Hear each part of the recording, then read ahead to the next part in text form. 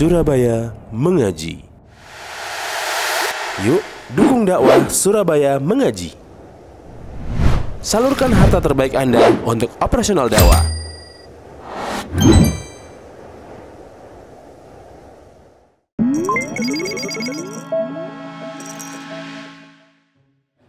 Bismillahirrahmanirrahim. Assalamualaikum warahmatullahi wabarakatuh. Innal hamdalillah nahmaduhu wa nasta'inuhu wa nastaghfiruh wa na'udzu billahi min shururi anfusina wa min sayyiati a'malina. Man yahdihillahu fala mudilla lahu wa man yudlil fala hadiya lahu. Wa asyhadu an la ilaha illallah wahdahu la syarika lahu. Wa asyhadu anna Muhammadan abduhu wa rasuluh. Allahumma salli wa sallim wa barik ala nabiyyina Muhammadin wa ala alihi wa ashabihi wa man tabi'ahum bi ihsanin ila yaumiddin, amma ba'd. Para jamaah sekalian, ma'asyiral muslimin rahimani wa rahimakumullah. Alhamdulillah kita bisa melanjutkan kajian kita membahas risalah yang disusun oleh Fadilatul Syekh Abdul Razak Ibn Abdul Muhsin Al-Abbad Al-Badr Hafidhahumallahu Ta'ala, Kaifa takunu miftahan lil khair, bagaimana agar bisa menjadi pembuka pintu-pintu kebaikan. Dan sekarang kita masuk pada Al-Amrul Awwal. Qala al-muallifu hafidhahullah, Al-Amrul Awwal, perkara yang pertama, Allahu Azza wa Jal huwa khairul fatihin. Meyakini bahwasanya Allah Azza wa Jal adalah sebaik-baik pembuka. Meyakini bahwasanya Allah Subhanahu wa Ta'ala adalah sebaik-baik pembuka. Yang dimaksud tentu saja adalah pembuka pintu kebaikan. Ma'asyar muslimin rahimani wa rahimakumullah. Pembahasan yang pertama ini secara global memberikan pelajaran kepada kita. Kalau kita ingin menjadi pembuka pintu kebaikan, maka kita harus punya keyakinan bahwasanya Allah lah sebaik-baik yang membukakan pintu kebaikan bagi kita. Sebaik apapun kita, kalau kita tidak diberikan yaitu petunjuk oleh Allah, atau tidak dibukakan bagi kita pintu kebaikan oleh Allah, maka mustahil itu bisa terwujud. Jadi keyakinan yang penuh yang berkonsekuensi kita harus mengembalikan segala urusan kita kepada Allah Subhanahu wa Ta'ala, bahwa Allah lah sebaik-baik yang membukakan pintu kebaikan. Sekarang kita baca penjelasan dari al-mu'allif hafizahullah ta'ala. An-na'lama, hendaknya kita mengetahui, annal fattaha, bahwasanya yang Maha membuka, huwallahu subhanahu wa ta'ala, adalah Allah Subhanahu wa ta'ala. Wa huwa jalla wa ala khairul fatihin, dan dia Allah Jalla wa ala adalah sebaik-baik pembuka. Wal fattahu, dan al-fattah, ismun min asma'ihi Jalla wa ala, adalah nama di antara nama-nama Allah Jalla wa ala. Wa yajibu ala kulli muslimin, dan wajib atas setiap muslim, amana billahi azza wa jal, yang beriman kepada Allah azza wa jalla, wa amana bi asma'ihil husna, dan beriman terhadap nama-nama Allah yang husna, yang indah. Wa minha ismuhu tabaraka wa ta'ala al-fattah, dan di antara nama-nama Allah tersebut adalah Al-Fattah.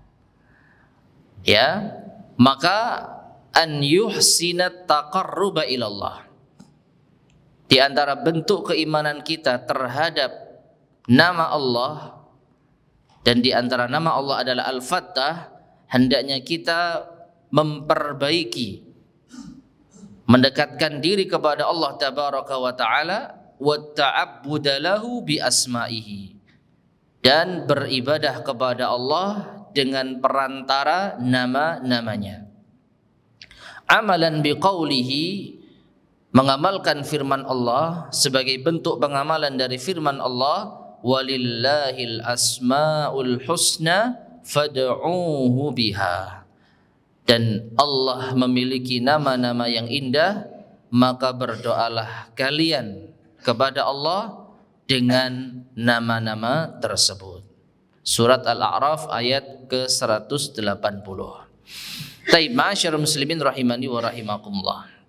Jadi kita harus mengetahui bahwasanya Allah memiliki nama yang indah.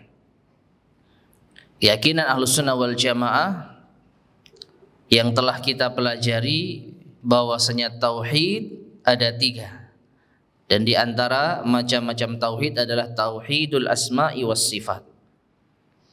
Mengesahkan Allah di dalam nama-nama dan sifat-sifatnya.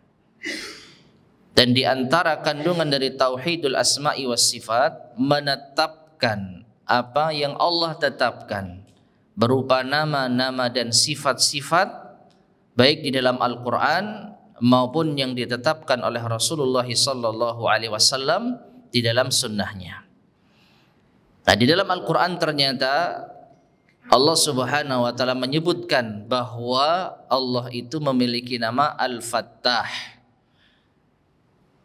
Dan kandungan dari makna nama Allah Al-Fattah yaitu Allah yang maha membuka segala macam pintu-pintu kebaikan.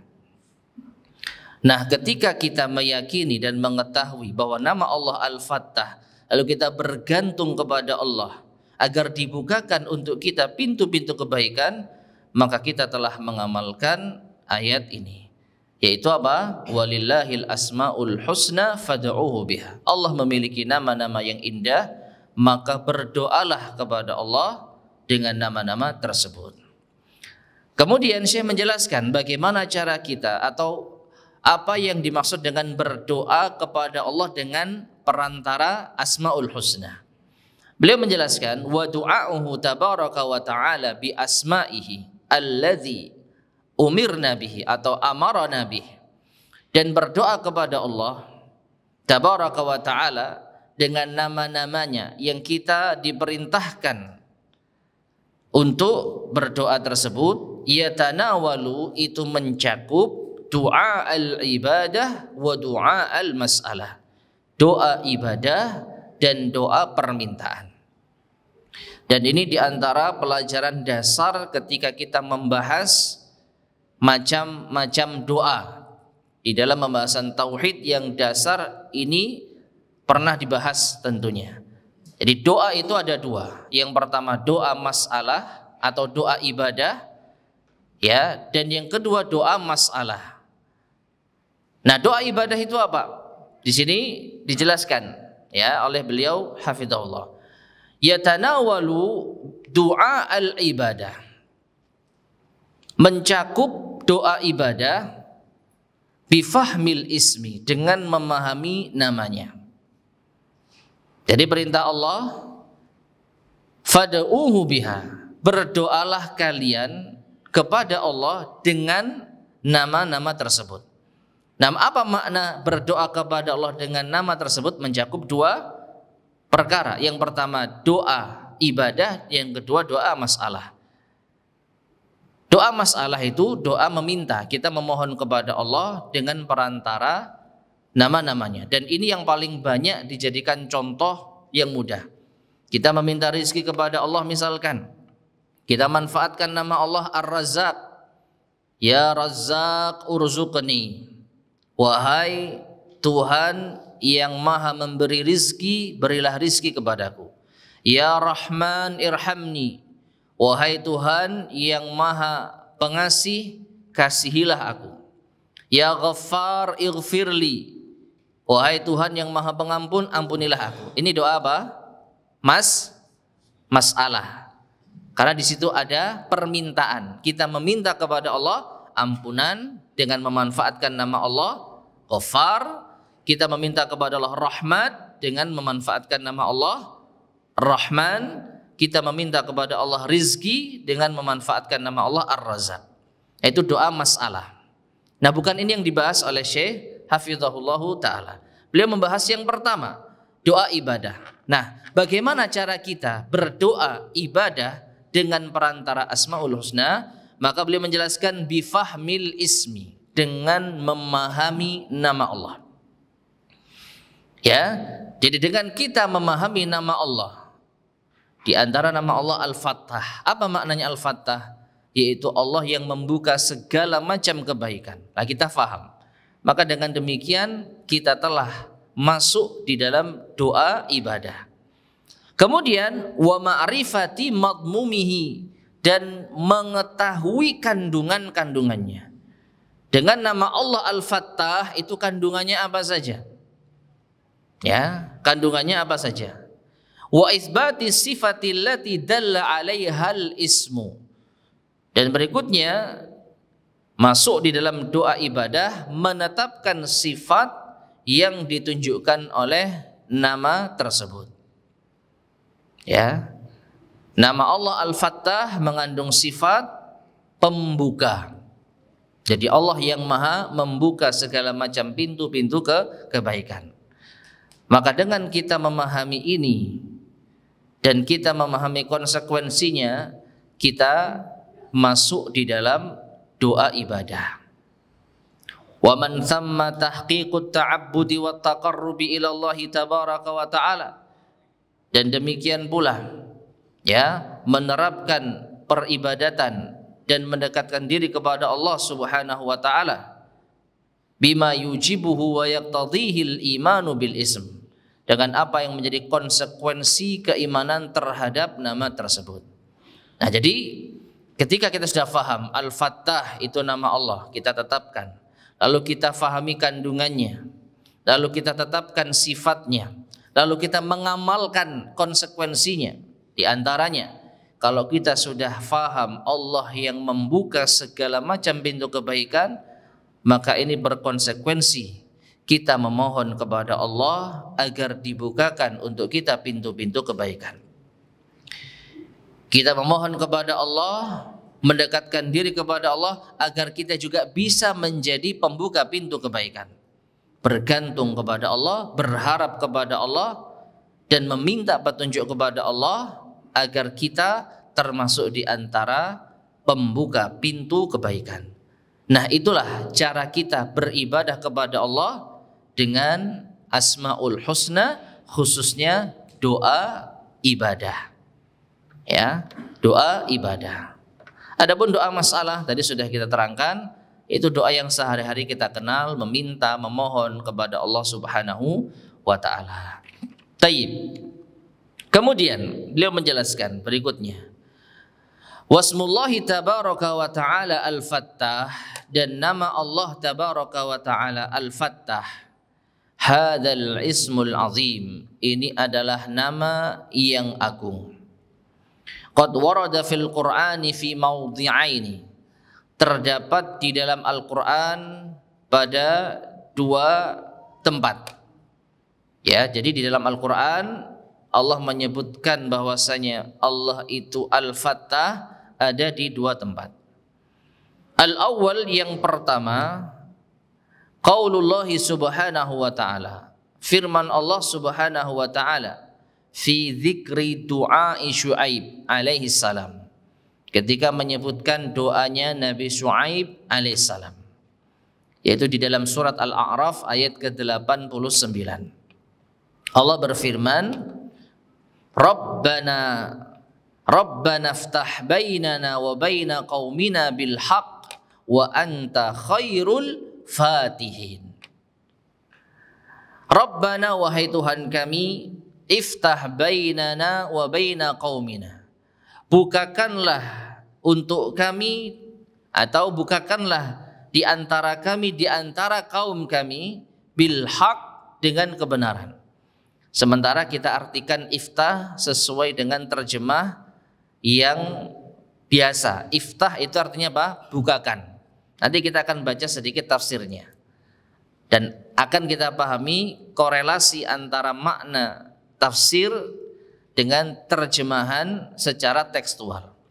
Rabbana, wahai Tuhan kami, iftah bainana, bukakanlah di antara kami, wa baina qaumina, dan di antara kaum kami, bil haq, mana yang benar.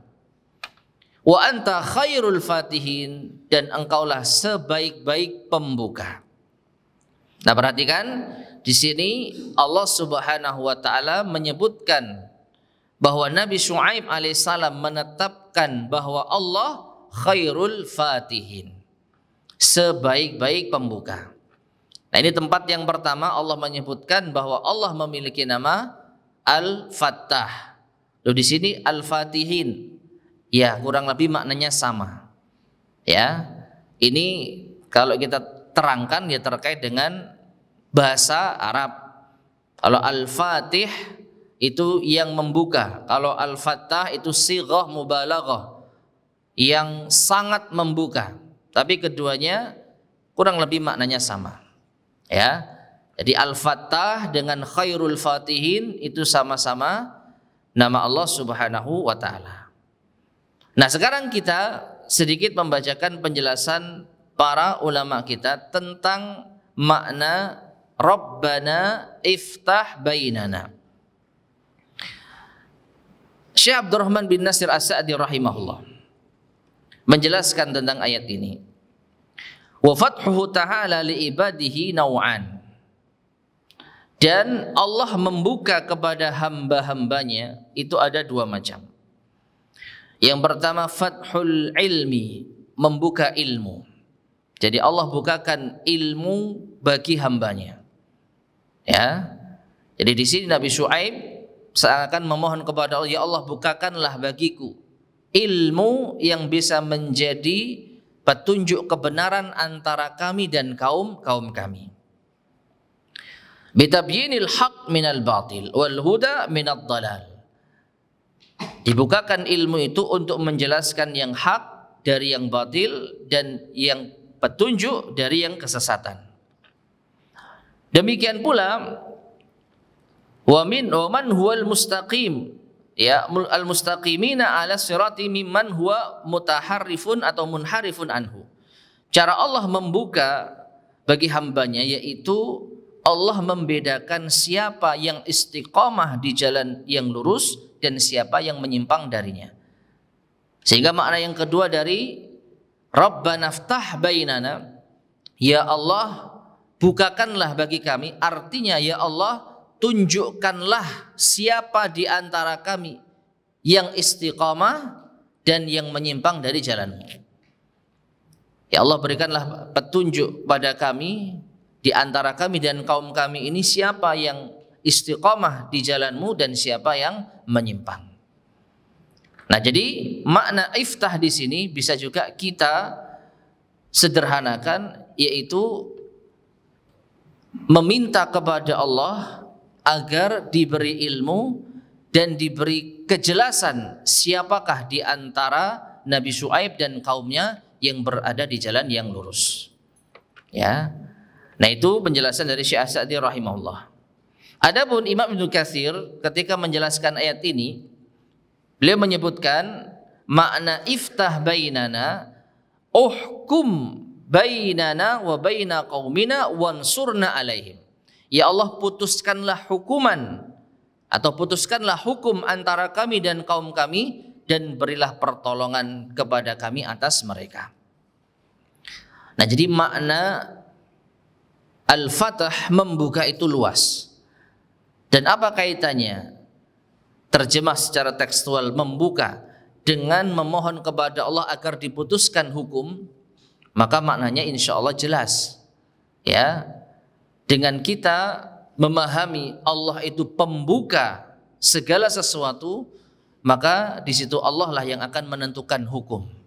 Jadi hukum yang awalnya tertutup, tidak jelas siapa di antara Nabi Syuaib dan kaumnya yang berada di jalan yang lurus, gak jelas, maka Allah membukakan. Dengan cara apa? Allah yang memutuskan hukum di antara mereka. Ya. Jadi Rabbana ftah bainana wa baina qaumina. Mungkin di sebagian terjemahan sudah diartikan secara maknawi. Ya Allah, putuskanlah hukum di antara kami dan kaum kami. Ya Allah putuskanlah hukum antara kami dan kaum kami. dengan benar, karena engkaulah sebaik-baik yang memberi keputusan. Ya, jadi di antara terjemahan sudah langsung dimaknai dengan kandungannya, tidak diterjemahkan secara tekstual. Ya, iftah artinya apa? Membuka. Taib, itu tempat yang pertama penyebutan nama Allah Al-Fattah atau Khairul Fatihin. Wal mawdi'u tsani, sedangkan tempat yang kedua fi qaulihi tabaraka wa ta'ala, pada firman Allah tabaraka wa ta'ala, qul yajma'u bainana rabbuna thumma yaftahu bainana bil haqq wa huwal fattahul alim. Dalam surat Saba ayat ke-26, Allah berfirman yang artinya, katakanlah, yaitu wahai Muhammad, katakanlah wahai Muhammad, biarlah Tuhan kita yang akan mengumpulkan kita, yaitu di akhirat nanti. Tsumma yaftahu bainana bil haqq, kemudian dialah yang akan membuka di antara kami dengan kebenaran. Wa huwal fattahul alim, dan dialah al-fattah al-alim. Dialah Allah al-fattah yang maha membuka, al-alim yang maha mengetahui. Nah, di sini mirip dengan ayat sebelumnya, yaitu Rasulullah SAW diperintahkan oleh Allah Subhanahu wa taala untuk mengatakan kepada kaumnya agar biarkan Allah yang akan membukakan untuk kita. Dalam artian apa tadi? Memutuskan perkara di antara kita di akhirat nanti. Ya. Jadi seakan-akan Rasulullah SAW menyerahkan urusan ini kepada Allah. Biarlah nanti kita di akhirat dikumpulkan oleh Allah, lalu Allah yang akan memutuskan perkara di antara kita, perselisihan di antara kita. Yaitu mereka telah menuduh Rasulullah SAW sebagai penyihir, tukang syair, dan juga orang gila. Maka biarkan Allah yang mengumpulkan kita nanti di akhirat, lalu Allah yang akan membuka di antara kita. Membuka maksudnya memberi keputusan di antara kita. Wa huwal fattahul alim, karena Allah maha membuka dan maha mengetahui. Allah maha memberi keputusan dan Allah maha mengetahui. Nah, jadi ini dua ayat yang disebutkan di dalam Al-Quran tentang penetapan nama Allah Al-Fattah. Sedangkan di ayat sebelumnya Khairul Fatihin. Kemudian saya melanjutkan, wa ismuhu jalla wa ala al-fattah, dan nama Allah jalla wa ala al-fattah yadullu ala thubuti sifatil fathilah, menunjukkan akan tetapnya sifat al-fatah, sifat pembuka bagi Allah jalla wa ala. Wa hadhihi sifatul azimah, dan sifat yang agung ini tatanawalu ma'anin, ini mencakup beberapa makna. Dzakaraha ahlul ilmi, yang disebutkan oleh ahlul ilmi, hiya madlulu hadzal ism, yang ditunjukkan dari nama ini. Ala wahya fathuhu tabaraka wa ta'ala baina ibadihi bi syar'ihi, yaitu Allah membuka di antara hamba-hambanya dengan syariatnya. Itu Allah memutuskan perkara di antara hamba-hambanya dengan syariatnya. Allah yang menentukan hukum di antara hamba-hambanya dengan syariatnya. Wa fathuhu jalla wa ala baina ibadihi bijazaihi, dan juga makna dari al-fath ini yaitu Allah membuka di antara hamba-hambanya dengan balasan-balasannya. Itu yang Allah yang akan memberikan balasan kepada hamba-hambanya. Wa fathuhu tabaraka wa ta'ala baina ibadihi bi ahkamihil qadariyah,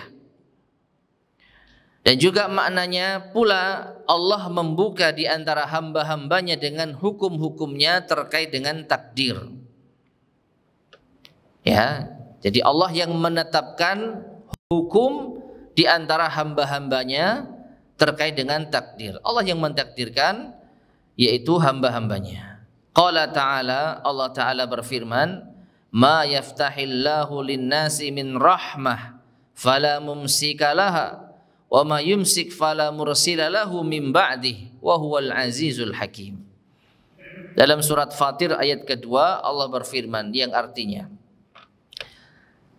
ma yaftahillahu linnas, tidaklah Allah ya menganugerahkan, membukakan untuk manusia min rahmah, berupa rahmah kasih sayang, fala mumsikalaha, maka tidak ada yang bisa menahannya. Kalau Allah sudah membukakan pintu kasih sayang kepada hambanya, maka tidak ada yang bisa menahannya.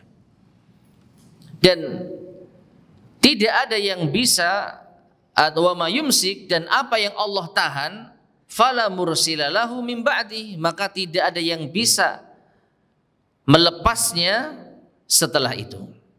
Wa huwal azizul hakim, dan Allah maha mulia lagi maha bijaksana. Nah, di dalam ayat ini ma'asyarul muslimin rahimani wa rahimakumullah, Syekh berdalil bahwa Allah itu yang membuka ma yaftahillahu linnas, apa yang Allah bukakan untuk manusia. Nah, konteks ayat ini terkait dengan apa? Membuka pintu rahmatnya. Kalau Allah sudah membuka pintu rahmat kepada hambanya, maka tidak ada yang bisa menutupnya. Dan sebaliknya, kalau Allah sudah menutup pintu rahmat terhadap hambanya, maka tidak ada yang bisa membukanya, tidak ada yang bisa melepasnya. Nah ini, ya. Jadi Allah Subhanahu wa taala yang membuka rahmat, dan Allah sendiri yang menutup dan menahan rahmat. Fahuwa tabaraka wa ta'ala al-fattah, maka dialah Allah tabaraka wa ta'ala al-fattah yang maha membuka. Walihada, dan karenanya al-khutwatul ula fi hadzal bab, langkah pertama di dalam bab ini. Dan ini sudah kita sampaikan di awal tadi. Kesimpulan dari kita memahami nama Allah Al-Fattah, poin utamanya ini. Apa itu? An yalja'a man arada li nafsihi an yakuna miftahan lil khair ilal fattahi subhanahu wa ila khairil fatihin jalla wa ala. Orang yang ingin agar dirinya menjadi pembuka pintu kebaikan, hendaknya dia kembali kepada Allah Al-Fattah, Allah Khairul Fatihin, mutawassilan ilaih, dengan menjadikan yaitu Allah sebagai perantara, atau bertawassul kepada Allah, mutadzallilan baina yadayhi, menghinakan diri di hadapan Allah, tami'an fi nawalihi, berhasrat untuk meraih, yaitu agar menjadi pembuka pintu kebaikan, shadiqan ma'ahu subhanah, dan jujur kepada Allah Subhanahu wa taala. Jadi kesimpulannya, kalau kita ingin menjadi pembuka pintu kebaikan, hendaknya kita kembali kepada Allah. Dengan kita memahami Allah itu Al-Fattah, maka segala urusan ya itu di bawah kendali Allah Subhanahu wa taala. Segala kebaikan itu Allah yang akan membukakan. Kalau kita ingin menjadi pembuka pintu kebaikan tetapi Allah Subhanahu wa taala tidak membuka untuk kita, mustahil itu terjadi. Maka keyakinan ini harus ada di dalam benak kita. Supaya saya jadi orang baik, Allah yang akan menjadikan kita baik. Jadi kita kembali kepada Allah. Jangan mengandalkan ilmu kita semata, keahlian kita semata, kecerdasan kita semata. Tidak semata-mata itu bisa menjadikan kita orang baik dengan sendirinya. Ada Allah yang membuka itu semua. Kalau Allah menutup pintu kebaikan di dalam diri kita, meskipun kita memiliki berbagai macam alat-alat untuk berbuat baik, mustahil itu terjadi. Ya. Kita punya kecerdasan, kita punya keahlian, kita punya harta, kita punya ilmu.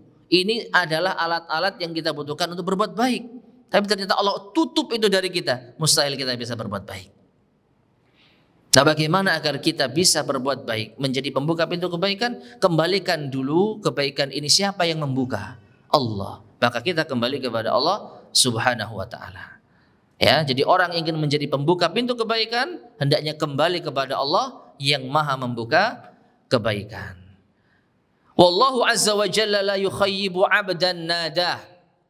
Dan Allah azza wa jalla tidak akan mengecewakan hambanya yang bermunajat menyeru kepadanya. Ya. Wala yaruddu mu'minan ammala fima 'indahu wa rajahu jalla wa ala. Dan Allah tidak akan menolak permintaan seorang mukmin yang berharap di sisi Allah azza wa jalla. Berharap apa yang dimiliki oleh Allah azza wa jalla. Ya. Allah lah yang memiliki segala kebaikan dan Allah lah yang membuka segala kebaikan. Maka kita berharap kepada Allah. Ketika kita berharap kepada ya Allah, jadikanlah saya orang baik. Jadikanlah saya pembuka pintu kebaikan. Nah, kita mintanya kepada Allah. Kita kembali kepada Allah, maka Allah tidak akan menyia-nyiakan permohonan kita. Fal fathu kulluhu minallah. Maka pembuka semuanya itu dari Allah Jalla wa ala.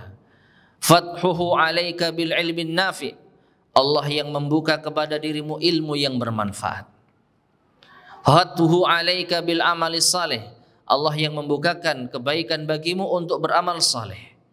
Fathuhu alaika bil akhlaqil fadilah. Allah yang membukakan untukmu akhlak yang mulia. Ya, kama qala ba'du salaf, sebagaimana sebagian salaf berkata, inna hadhil akhlaqa wahaibu. Sesungguhnya akhlak-akhlak ini adalah pemberian Allah, anugerah Allah. Wa inna Allah tabaraka wa ta'ala. Dan sesungguhnya Allah tabaraka wa ta'ala idza ahabba 'abdahu wahabahu minha. Apabila Allah mencintai hambanya, maka Allah akan berikan akhlak itu kepadanya. Nah, ma'asyiral muslimin rahimani wa rahimakumullah. Jadi perhatikan ucapan sebagian salaf ini yang merasa dan menyadari akhlak yang mulia itu pemberian dari Allah. Ya. Akhlak yang mulia pemberian dari Allah.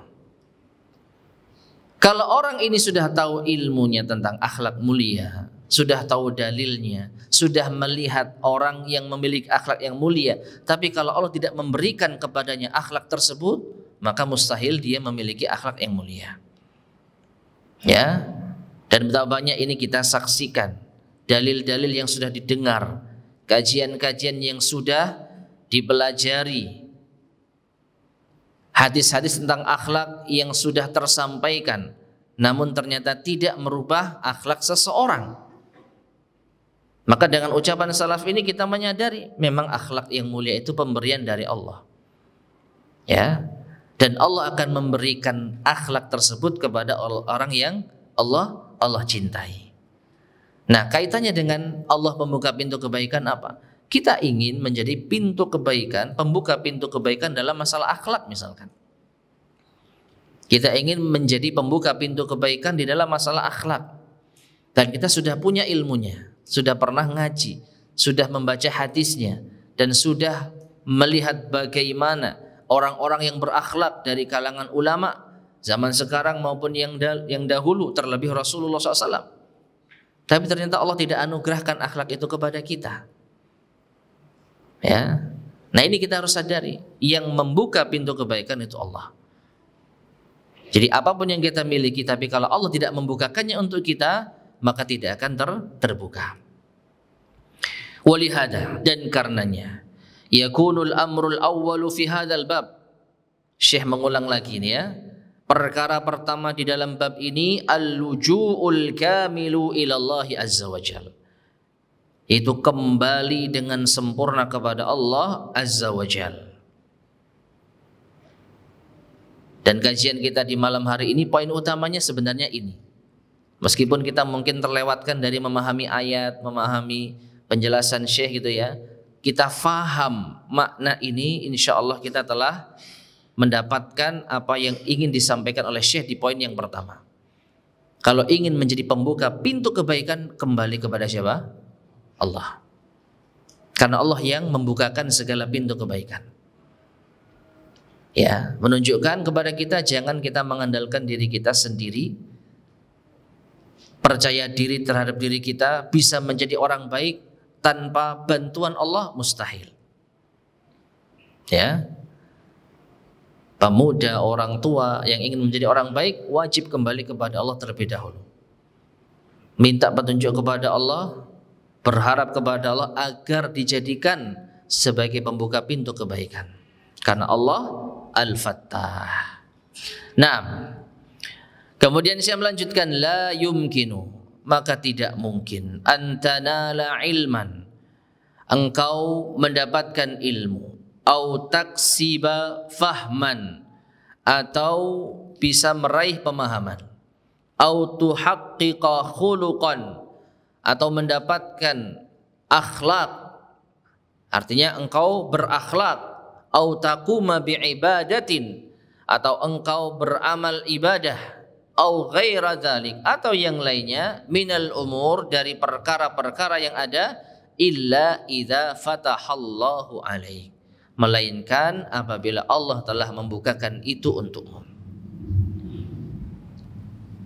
Ilmu yang bermanfaat kalau Allah tidak bukakan untuk kita, ya tidak akan bisa kita yaitu pahami. Ya. Demikian pula memahami ilmu. Kalau Allah tidak membukakan itu untuk kita, maka tidak akan mungkin kita bisa memahami. Demikian pula akhlak, yang tadi juga sudah disebutkan sebagian salaf. Akhlak itu pemberian Allah. Tidak akan mungkin kita bisa berakhlak mulia tanpa pertolongan dari Allah Subhanahu wa ta'ala. Demikian pula ibadah. Kita ingin beribadah, kita punya target untuk ibadah, kita punya rancangan ibadah, tapi kalau ternyata Allah tidak membukakan itu untuk kita, maka tidak akan bisa kita raih itu semua. Nah, kuncinya semua kembalikan kepada Allah Subhanahu wa ta'ala.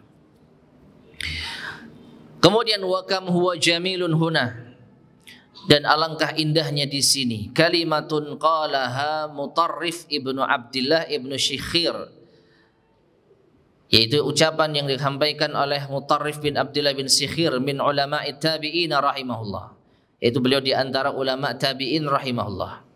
Qala kalimatan ajibah, beliau mengatakan suatu ucapan yang menakjubkan. Beliau berkata, lau ukhrija qalbi, seandainya hatiku dikeluarkan, waju'ila fi yasari, lalu diletakkan di sebelah kiriku, waji'a bil khairati kulliha, kemudian didatangkan segala macam kebaikan, waju'ilat fi yamini, dan diletakkan di sebelah kananku, lam astati' an aj'ala syai'an min hadhil khairati fi qalbi illa an yakuna Allahu alladhi yada'uhu, maka aku tidak akan mampu untuk menjadikan sedikit pun kebaikan yang ada di hatiku, melainkan Allah lah yang akan meletakkannya. Ini mirip dengan yang tadi. Akhlak itu adalah pemberian Allah. Mustahil orang bisa berakhlak tanpa kehendak dan anugerah dari Allah Subhanahu wa ta'ala. Demikian pula dengan athar ini, kebaikan itu semua dari Allah Subhanahu wa ta'ala. Sampai-sampai ya Mutarrif mengatakan kalau hatiku dikeluarkan lalu diletakkan di kiri dan kebaikan di kanan. Ini gambaran apa? Betapa mudahnya kita tinggal ambil kebaikan diletakkan di hati kita yang ada di sebelah kiri. Bisa dibayangkan enggak? Hati kita ini sudah dikeluarkan, kebaikan ada di kanan. Tinggal merubah, tinggal pindah saja. Ambil, taruh di sini, ya. Kebaikan ambil satu persatu diletakkan di hatinya. Mudah enggak? Mudah nampaknya. Tapi beliau meyakini kalau bukan Allah yang meletakkan, saya enggak akan mungkin bisa meraih kebaikan tersebut, memindahkan kebaikan itu di dalam hatiku. Nah, ini adalah pemahaman yang sangat luar biasa dari seorang ulama tabi'in, ya. Semudah kebaikan atau semudah apapun kebaikan di depan mata kita, tinggal merubah saja, tinggal memindah saja. Tapi kalau bukan diletakkan oleh Allah, nggak akan mungkin bisa. Ya, kalau bukan Allah yang meletakkan kebaikan itu di dalam diri kita, mustahil. Dan ini memiliki kaitan erat dengan kehendak Allah Subhanahu wa taala. Secara tidak langsung ini juga memberikan pendidikan kepada kita tentang kemahakuasaan Allah Subhanahu wa taala di dalam kehendaknya. Ya, Allah lah yang memiliki kehendak di atas kehendak kita. Wa ma tasyauna illa ayyasha Allahu rabbul alamin.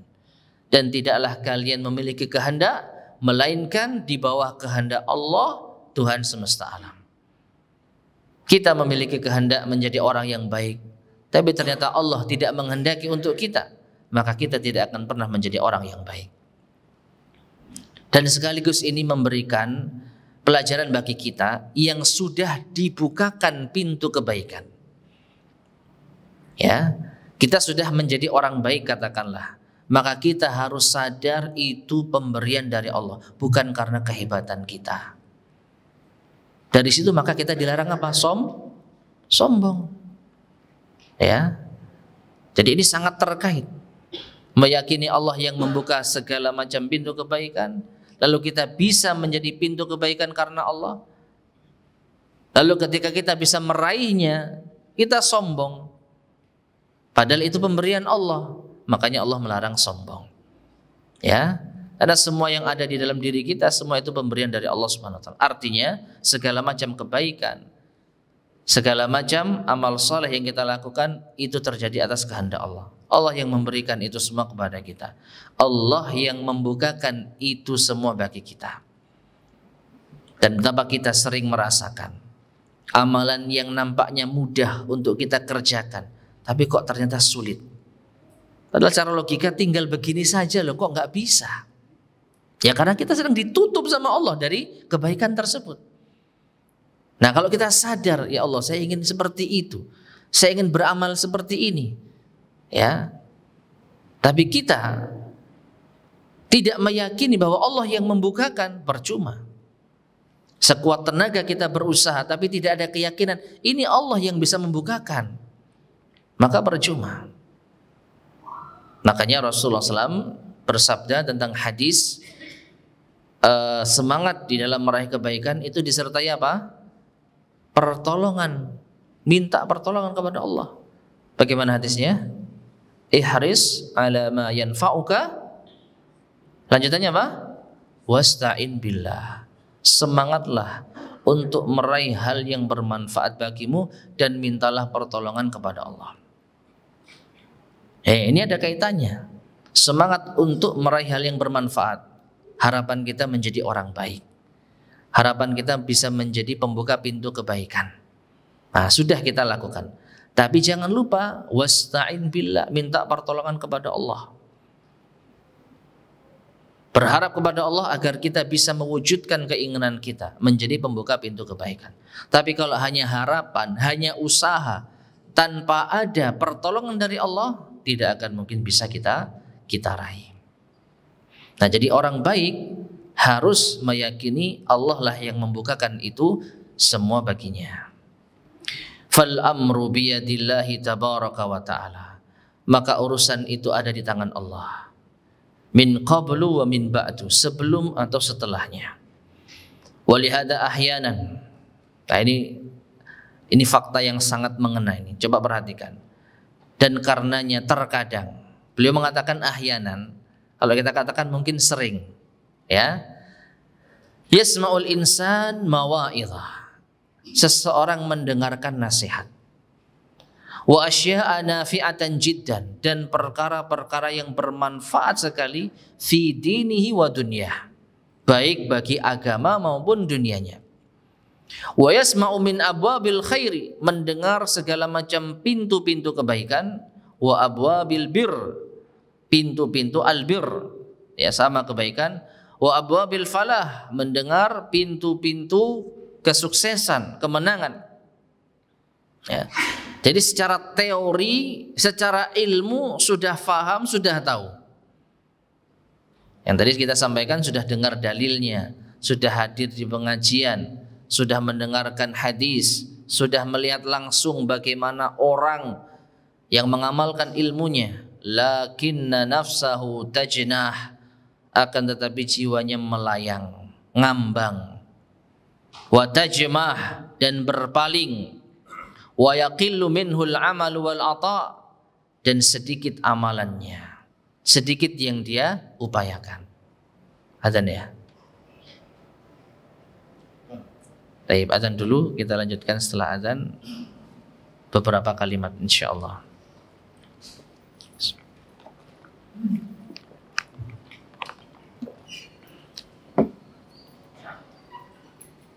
Allahu Akbar, Allahu Akbar, Allahu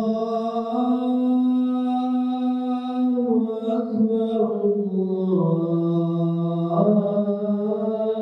Allahu Akbar. Asyhadu an la ilaha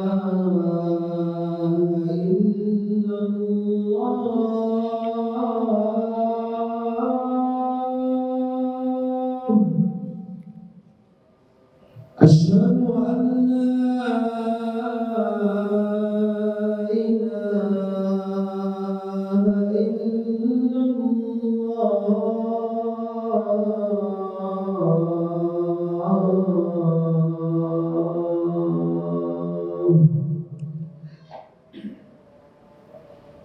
أشهد أن محمدا رسول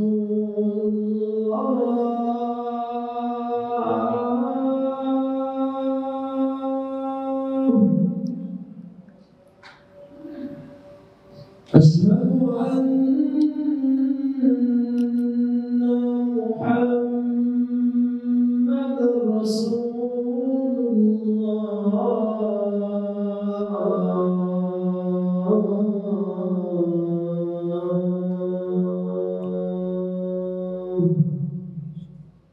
حي على الصلاة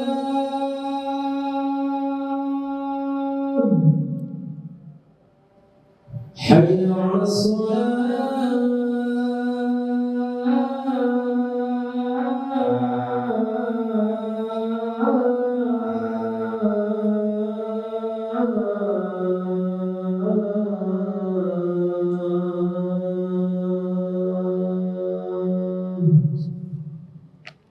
حي على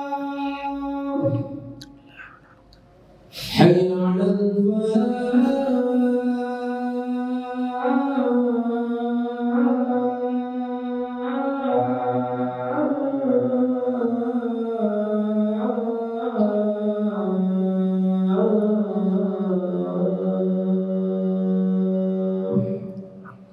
الله أكبر الله أكبر لا إله إلا الله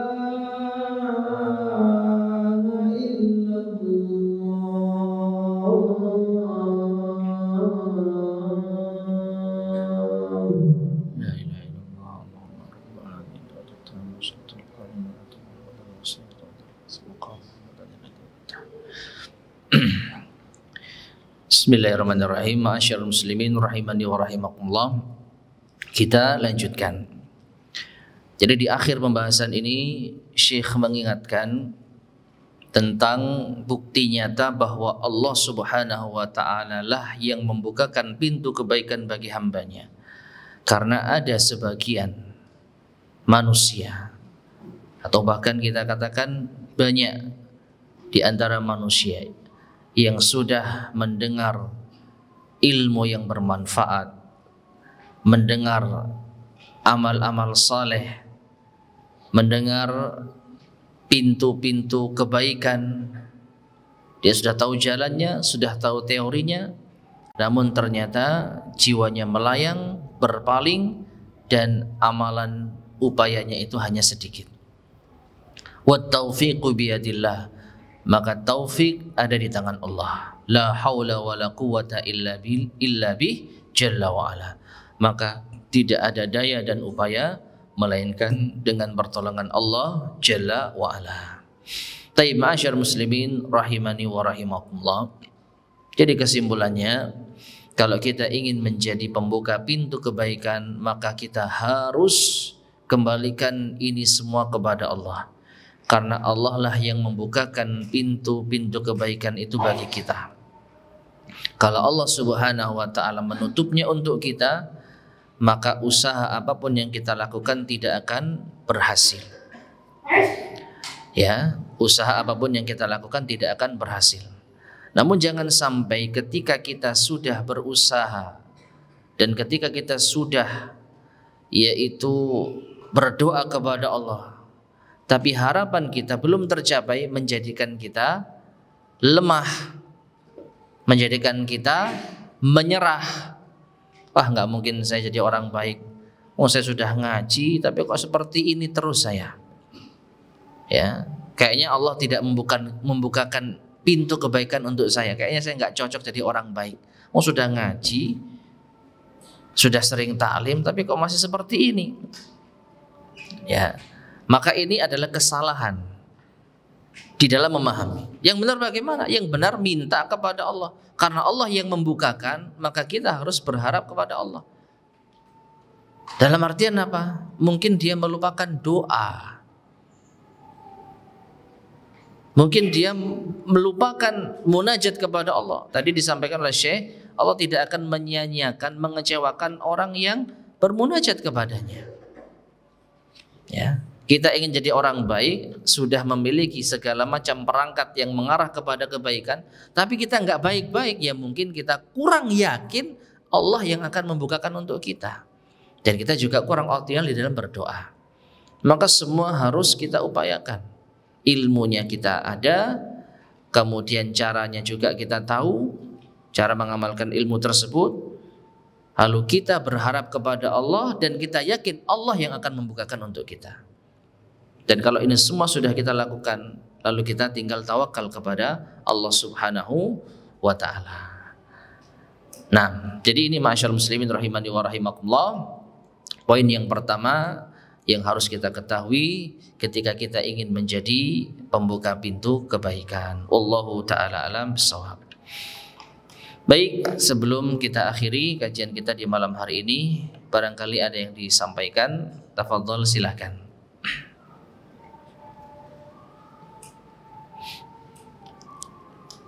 Ya. Gimana saat sikap kita Allah menjawabkan bahwa diri kita ini ada kebaikan di depan mata, kemudian terlewat. Kadang yang anak rasakan kadang itu ada penyesalan. Anak baru kepikir apakah itu betul kurang. Misal anak nyampaikan gini, ya Allah kasih kesempatan saya untuk melakukan kebaikan. Misal di jalan atau di kesempatan yang lainnya lewat. Taib. Jadi ketika kita melihat ada peluang kebaikan di depan mata, namun ternyata kita lewatkan. Lalu ternyata kita nggak dapat kesempatan itu. Ya harusnya kan saya melakukan itu bisa. Nah, ya berarti kita lewatkan kan? Terlewat. Maksudnya harusnya bisa, misal kan ada orang, harusnya kita bisa berhenti ngelakuin itu. Lah ya berarti kita yang melewatkan. Ya. Kalau terlewat itu ya kita tidak dapat kesempatan. Ya.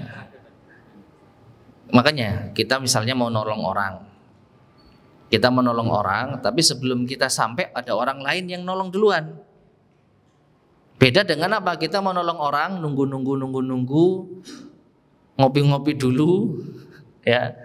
Terus begitu orang itu ditolong orang lain, wah nggak dapat kesempatan saya. Beda kan? Kita sudah berupaya, sudah dekat, tapi ternyata kita kedahuluan orang lain. Dengan kita menunda-nunda, kita bisa kok cepat sampai ke sana, tapi kita nggak lakukan karena kita ngopi dulu, kita nyantai dulu. Begitu hilang, wah Allah nggak kasih kesempatan saya. Yang mana ini? Yang pertama, yang kedua? Yang kedua. Taib, yang kedua berarti kita yang melewatkan. Kalau kita melewatkan sebuah kebaikan dan ini adalah keburukan, maka jangan kita sandarkan kepada Allah. Wah Allah nggak ngasih kesempatan saya. Nah ini salah. Gimana caranya katanya biar nggak kayak gitu, maksudnya kadang kan kita sadar. Celah diri kita sendiri, salahkan diri kita. Ya Allah, apa dosa saya misalkan, ya sehingga saya kelewatan ini, sehingga saya tidak bisa berbuat baik seperti ini. Ya, jadi kesimpulannya kalau itu sebuah keburukan, jadi melewatkan kebaikan ya karena kehendak kita kan. Ya, karena memang keinginan kita menunda-nunda sehingga terlewatkan kebaikan, maka jangan kita menyandarkan ini kepada Allah. Allah nggak ngasih kesempatan saya, Allah tidak menghendaki saya jadi orang baik. Sama seperti kita meninggalkan sholat. Kita dalam keadaan sehat dan tahu waktu sholat, waktunya sholat kita tidur, kita istirahat. Begitu sholat sudah habis, keluar waktunya, Allah tidak menghendaki saya untuk sholat. Apakah benar seperti itu? Kenapa kamu nggak sholat? Allah tidak menghendaki saya untuk sholat. Nah, ini adalah keliru. Jadi bagaimana caranya? Ya salahkan diri kita, introspeksi, dan tambah keyakinan kita kalau Allah Subhanahu wa Ta'ala yang akan memberikan kemudahan kalau kita mau berusaha. Berarti kita kurang berusaha, makanya Allah ya menjadikan peluang kebaikan di depan mata hilang. Ini salah saya. Nah, itu yang harus dilakukan. Wallahu a'lam bishawab. Baik, ada pertanyaan lagi?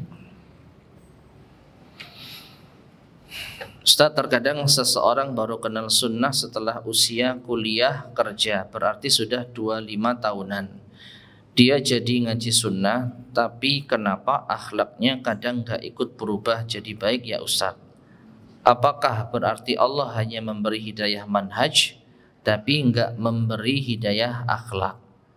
Secara kasat mata iya. Secara kasat mata iya. Untuk masalah manhaj, masalah akidah, Allah kasih petunjuk, Allah kasih hidayah sehingga dia bisa bertobat dari akidah yang menyimpang. Tapi dalam masalah akhlak, Allah belum membukakan itu untuknya. Ya seperti yang tadi disampaikan oleh sebagian salaf, akhlak itu pemberian Allah. Jadi Allah belum memberi akhlak yang mulia bagi orang tersebut, dan Allah sudah memberi pemahaman manhaj dan akidah yang sahihah bagi orang tersebut. Ya, jadi ya ini kehendak Allah dan ini adalah di tangan Allah Subhanahu wa Ta'ala. Dan Allah memberi segala sesuatu kepada hamba-hambanya sesuai dengan kehendaknya. Ya, kadang dibalik ada orang yang akhlaknya baik tetapi manhajnya kurang. Ya, jadi Allah lah yang membolak-balikkan hati, Allah lah yang berkehendak sesuai dengan apa yang Allah inginkan terhadap hamba-hambanya. Hamba hanya bisa berusaha. Wallahu a'lam bishawab.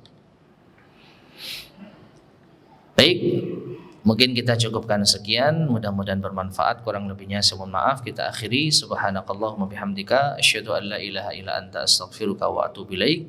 Walhamdulillahirabbil alamin. Wassalamualaikum warahmatullahi wabarakatuh.